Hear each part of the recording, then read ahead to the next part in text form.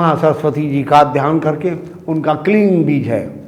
इस प्रकार ये, और छठे अध्याय में भगवती पद्मावती जी का ध्यान किया जाता है।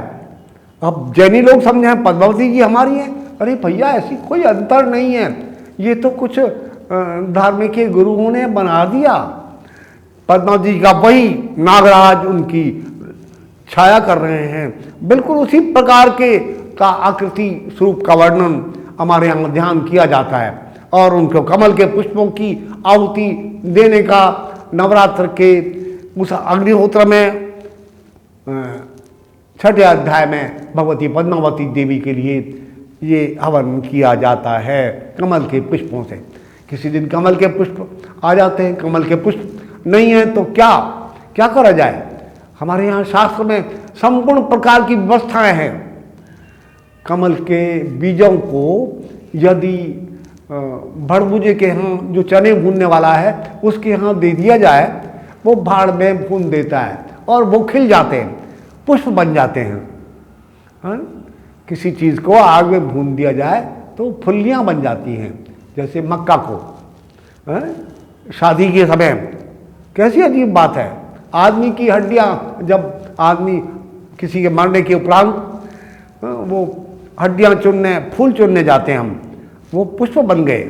तो भैया कमल के पुष्प की आवश्यकता इस नवरात्र के यज्ञ में होती है, इसलिए वो मखाने मिला दिए जाते हैं और उस छठे अध्याय के थोड़े से मंत्र हैं और वहाँ वो आहुति कमल की पुष्प ना होने पर उनकी दे दी जाती है।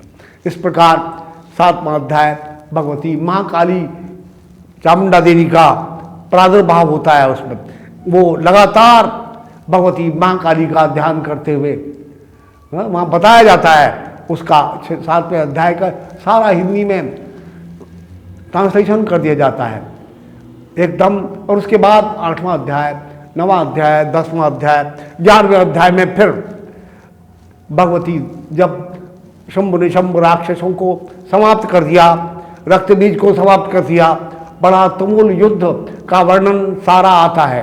कैसा आश्चर्यजनक वो कथानक है, आख्यान है भगवती का चरित्र का।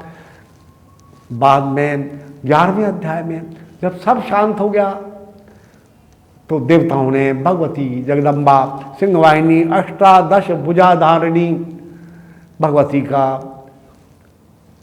महालक्ष्मी जी का ध्यान किया और उनका स्तवन के रूप में, प्रार्थना के रूप में संपूर्ण 13वां अध्याय है। हलवा सामग्री में मिलाकर अग्निहोत्र आरंभ हो जाता है। सबसे पहले रोगान शेषानम इस मंत्र के द्वारा काली मिर्च से हवन रोग नाश के लिए किया जाता है। सब साधकों को काली मिर्च उसके थाली में पत्तल पर रखी होती है। इसके बाद पीली सरसों की आहुति कुछ 2-4 मंत्रों के बाद आती है शत्रुनाश के लिए। और फिर उसमें सूक्री मुद्रा के द्वारा ऐसे मुट्ठी बांधकर आहुति 5 उंगलियों से वो आहुति देने की। यज्ञ में कैसी मुद्रा से कैसे कैसे बैठना चाहिए, किस प्रकार, स्वाभाविक रूप से आमतौर पर जनरल जो हवन होता है इस मृगी मुद्रा से, हंसी मुद्रा भी होती है। इस प्रकार एक उंगली अलग रहती है, हंसी मुद्रा इस प्रकार। और उसके बाद सुक्री मुद्रा, शत्रुनाश के अभिचार कर्मों के लिए सुक्री मुद्रा का प्रयोग होता है। वो अलग अलग पर एक ही मंत्र है जो शत्रुनाश के लिए है। वो इस प्रकार अगले, उसके बाद खीर की आहुति दी जाती है नंदगोप ग्रहे। और उसके बाद शाकंभरी देवी जी के लिए पालक की आहुति, हरे पत्तों की आहुति, शाक की आहुति दी जाती है। और उसके बाद अनार के दानों की, रक्तदंत का भगवती के लिए आहुति प्रदान की जाती है। उसके पश्चात भीमा देवी के लिए, भामी देवी के लिए उसकी क्या नाम, शरीफे की आहुति दी जाती है। ऐसी विभिन्न प्रकार की आहुतियाँ, जहाँ तक हम अपनी अल्प बुद्धि से जो व्यवस्था ज़्यादा से ज़्यादा कर सकते हैं वो करने का भरसक प्रयत्न करते हैं। फिर भी क्या क्या विधि पूरी कर सकते हैं हम तो अल्पज्ञ हैं। सब कुछ उनके सामने कैसे हम पूरे हो सकते हैं। भगवान शंकराचार्य जी जब शास्त्रार्थ में बनारस में बौद्ध धर्म के विद्वान मंडन मिश्र से हार गए तो उन्होंने भगवती जगदम्बा की दिव्य प्रार्थना की। वेदांत के आचार्य, निराकार की उपासना करने वाले, उन्होंने बड़ी दिव्या क्षमा प्रार्थना स्तोत्र बनाया। न मंत्रम न यंत्रम, ए माँ मैं ना मंत्र जानता हूँ न यंत्र जानता हूँ। बताइए, इतना बड़ा उद्भट विद्वान जो भगवान शंकर के अवतार ही कहा जाता है, वो ऐसा भगवती जगदम्बा के चरणों में ऐसा निवेदन कर रहे हैं, न मंत्रम नो यंत्रम तदपि च न जाने स्तुति महो। हे माँ, आपकी स्तुति भी नहीं जानता मैं, न चाह्वाहनम ध्यानम, मैं आपका आह्वान करना भी नहीं जानता, ना ध्यान करना जानता हूँ, और आपकी स्तुति कथा करना भी नहीं जानता। मुझे कुछ नहीं आता है। न जाने मुद्रा से, मैं मुद्रा वगैरह भी जो हमारे शास्त्रों में बहुत बड़ा विज्ञान है, एक पराविद्या है जिसके द्वारा आपकी दिव्य ग्रंथियां, दिव्य चक्षु उन्मीलित हो जाता है, ब्रह्मग्रंथि जागृत हो जाती है। मुद्राएं ऐसी ऐसी अद्भुत है, वो अद्भुत ज्ञान है, उसका भी जिक्र अपने इस दिव्य प्रार्थना वाले क्षमा प्रार्थना स्तोत्र में किया भगवान शंकराचार्य। उसके बाद कहते हैं माँ और न जाने विलपनम, मैं रोना भी नहीं जानता। कैसी अजीब बात कहते हैं, इतना बड़ा विद्वान कैसे छटपटा रहा है। बताइए, ऐसे ही अनन्य भाव से गिड़गिड़ाकर भगवती की प्रार्थना हम करने का सामूहिक रूप से सब साधकों के साथ, आबाल वृद्ध स्त्री पुरुषों के साथ बैठकर नवरात्र के अवसर पर करने का प्रयत्न करते हैं। उसके बाद भगवान शंकराचार्य जी, आदि शंकराचार्य जी कहते हैं परम जाने मातस तदनुशरणम क्लेशहरणम। हे बस इतना तो मैं जानता हूँ, आपके चरणों के पीछे पीछे चलने से संपूर्ण क्लेश झंझट दूर हो जाते हैं। समझिए तो सही, क्या कैसी मार्मिक प्रार्थना है ये, बहुत लंबी प्रार्थना है। ऐसा अद्भुत आनंद विभोर होकर गदगद कंठ से, रुदे हुए कंठ से भगवान आदि शंकराचार्य जी ने ये प्रार्थना की। ये भी प्रार्थना करने का हम प्रयत्न करते हैं अपनी सामर्थ्य के अनुसार, अपनी अल्प बुद्धि के अनुसार। आप भी हमारे साथ सब जनमानस, छोटे बड़े व्यक्ति हमारे साथ बैठकर भगवती का स्तवन आनंद से, आनंद विभोर होकर, जहाँ तक हम अपने आप को, हम सब लोग जितने भी यहाँ नवरात्र में उपस्थित होते हैं, सतचंडी रोज पूरी करने का भरसक प्रयत्न करते हैं। और फिर इस प्रकार 12वां अध्याय शुरू होता है और हर अध्याय के बाद काल आहुति दी जाती है और उसके पश्चात 12वां अध्याय जो भगवती के श्रीमुख से निकला है वो हम पाठ करते हैं, उसका हवन होता है और उसमें भी अलग अलग प्रकार की मिठाई की आहुति, रसगुल्ले की आहुति, खीर की आहुति। इस एक जगह आया 12वें अध्याय में पशु पुष्प बलि के रूप में बलि भी चढ़ाई जाती है। बलि प्रथा जो है वो गलत है। कुराली रियासत में तो 51 भैंसे खड़े करके काट दिए जाते हैं भगवती को। अरे भाई, कैसी अजीब बात है, क्या करते हो ये? ऐसा भगवती ने कहाँ कहा है। और भी छोटे छोटे बकरे के बच्चे, मैं वो यजमान पुत्र की कामना के लिए, पंडित जी ने उसको क्या कह दिया पता नहीं, आपको पुत्र होगा बकरे की बलि चढ़ाओ। ये बिल्कुल अनाचार है, गलत है। एक जगत जननी दयामयी मां कहते हैं जिसको, उसके सामने हम ही बच्चे हैं। वो निरीह पशु, छोटा सा या बड़ा, छोटे से बच्चे को, बकरे के बच्चे को काट दिया जाता है। हम उससे प्रार्थना करें कि हमें एक बच्चा दे दो, गलत है। वो प्रसन्न होगी या नाराज होगी, उसके वो बच्चा नहीं है उसका, हम ही बच्चे हैं, आदमी बच्चा है, गलत है। श्रीमान सावधान होइए और ऐसा अनाचार मत करिए। बलि देनी है तो अपनी दीजिए, वो सामर्थ्य नहीं है आपकी। हमारे यहाँ पंचमकारों की बलि के लिए नवरात्र में आज्ञा दी गई है। पंचमकार क्या होते हैं? मैं के ऊपर ही, मकार के ऊपर ही 5 चीजों के नाम हैं: मत्स्य, मांस, महिष, मेष, मद। इन 5 की आहुति महानवमी के दिन जा भगवती के सामने। असली बात तो ये है, ऊपर के शब्द जो हैं, ऊपरी शब्दों में मत जाइए। मत्स्य माने मछली, मांस माने अपना मांस, मद माने शराब, 3 हो गए। मेष माने बकरा, और महिष माने भैंसा। भैंसा देखा है आपने? अगर रेलवे लाइन पर आ गया और रेल का इंजन आ रहा है तो वो हटेगा नहीं, सिर अड़ा देगा और मर जाएगा। अपने अभिमान रूपी महिष की बलि महानवमी के दिन भगवती के, जगदम्बा के, मां काली जी के समक्ष जा और कहो, मां आज के बाद मुझे ये अभिमान रूपी भैंसा महिष तंग नहीं करेगा। मैं इस अभिमान रूपी महिष को अपने आपके चरणों में बलि चढ़ाता हूं। इस श्लोक के अंतिम में लिखा है, पहले तो लिख दिया मत्स्य, मांस, महिष, मेष, मद। इन 5 को भगवती दुर्गा की बलि चढ़ाओ। जो चढ़ाता है, अगली लाइन है, वो साक्षात देवता बन जाता है।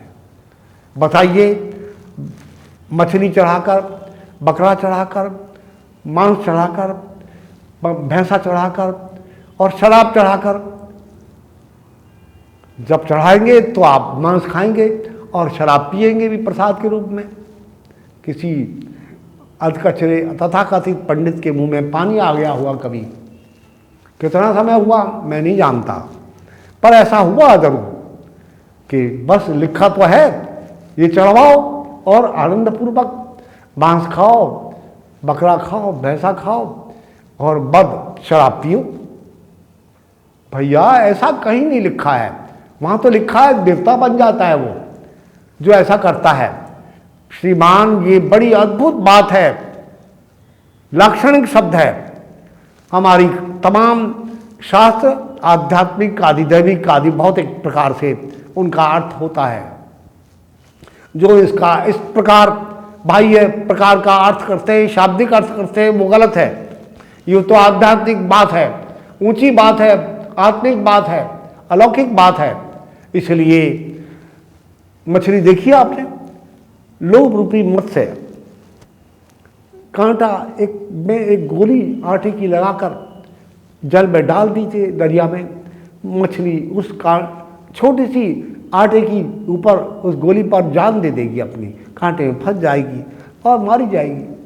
आप भी लोभ रूपी मत्स्य को भगवती के सामने जाओ, माँ आज के बाद मुझे ये लोभ रूपी मछली मत्स्य तंग नहीं करेगा, मैं आपकी बलि चढ़ाता हूँ अपने अंदर से, जो लोभ नाम की वस्तु है। सबसे ज़्यादा मोह अपने मांस के अंदर होता है, हर आदमी का, हर जानवर का। मांस रूप जो मोह है वो भी आध्यात्मिक मार्ग में आगे बढ़ने से, लोभ भी, काम भी, क्रोध भी, ये सब अभिमान भी, ये आध्यात्मिक मार्ग में आगे बढ़ने के लिए आप बहुत बड़ी रुकावट है, नरक का दरवाजा है, काम, क्रोध, लोभ, ये सब। इसलिए आप सावधान रहिए, सारी साधना नष्ट हो जाती है।